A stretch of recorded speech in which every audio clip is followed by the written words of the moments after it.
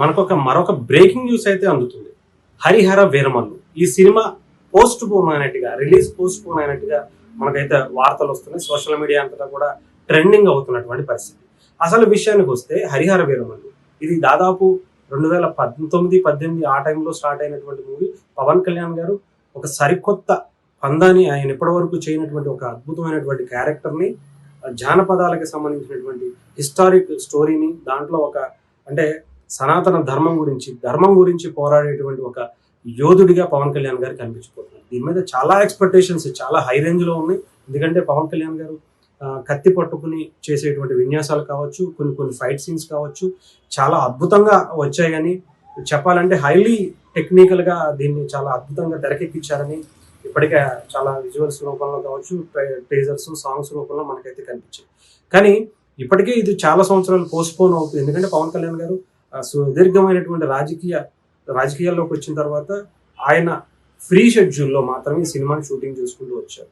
అలాంటి టైంలో కొంత ఇబ్బంది పడినా కూడా సినిమా నిర్మాతలు కావచ్చు, దర్శకులు కావచ్చు, చాలా మంది దీనికి సంబంధించినటువంటి టీం అంతా, ముఖ్యంగా డైరెక్టర్స్, డైరెక్షన్ టీం అంతా కూడా మారిపోతూ వచ్చాయి. అయినా కూడా సినిమాని ఏదో రకంగా పూర్తి చేసి కంప్లీట్ చేసి ఈ నెల 12వ తారీఖు, జూన్ 12వ తారీఖు అయితే రిలీజ్ డేట్ అనౌన్స్ చేశారు.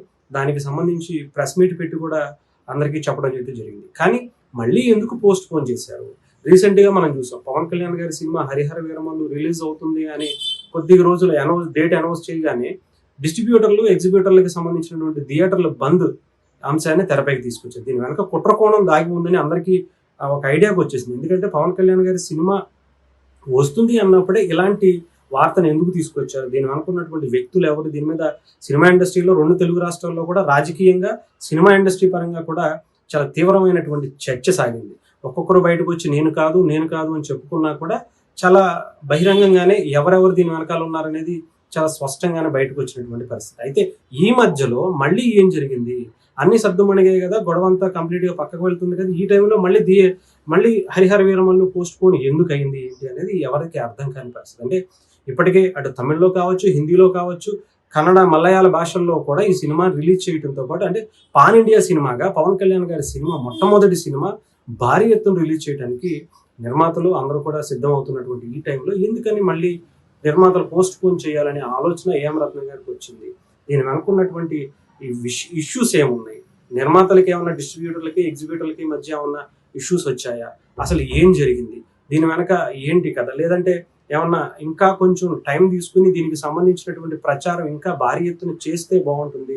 అంటే ఇప్పటికే 10 రోజులు కూడా లేదు సినిమా రిలీజ్ డేట్ అనౌన్స్ చేసి. ఈ 10 రోజుల్లో మ్యాసివ్ అనేక ప్రీ రిలీజ్ ఈవెంట్లు కావచ్చు, తమిళనాడు, తెలుగు, కన్నడ, మలయాళం, అలాగే హిందీ భాషల్లో కూడా దీన్ని భారీ ఎత్తున అంటే ప్రీ రిలీజ్ ఈవెంట్లు కావచ్చు, మంచి ఒక బహిరంగ సభలు కావచ్చు ఏర్పాటు చేయాలని కోరుకున్నారు. అంతేకాకుండా ఎస్విసి అంటే మన తిరుమలలో కూడా ఒక యూనివర్సిటీలో మనకి ప్రీ రిలీజ్ ఈవెంట్ ను కూడా అనౌన్స్ చేశారు. దానికి సంబంధించినటువంటి లెటర్ హెడ్ కూడా రిలీజ్ అయినటువంటి పరిస్థితి మనం చూసాం పర్మిషన్ కోసం.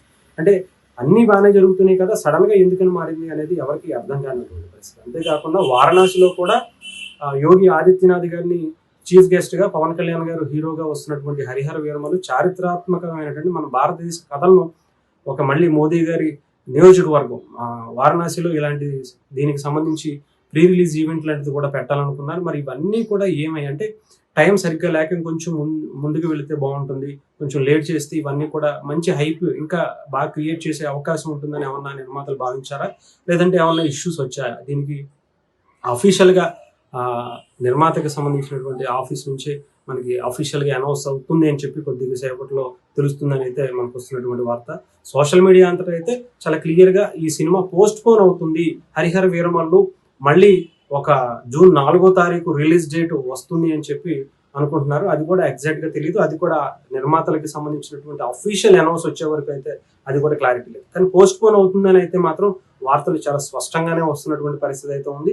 జూన్ 4 అనేది కూడా కొంత ఎక్కువగా 90% అదే డేట్కి వెళ్ళబోతున్నారని కూడా తెలుస్తుంది.